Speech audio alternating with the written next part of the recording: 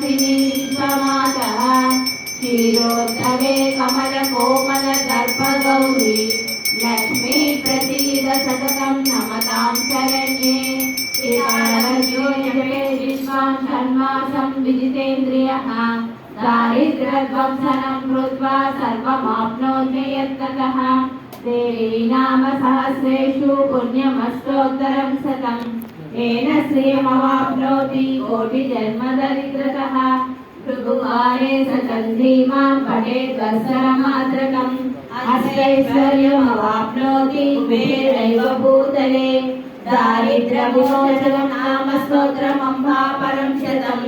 येन श्रियमवाप्नोति कोटिजन्मदरिद्रतः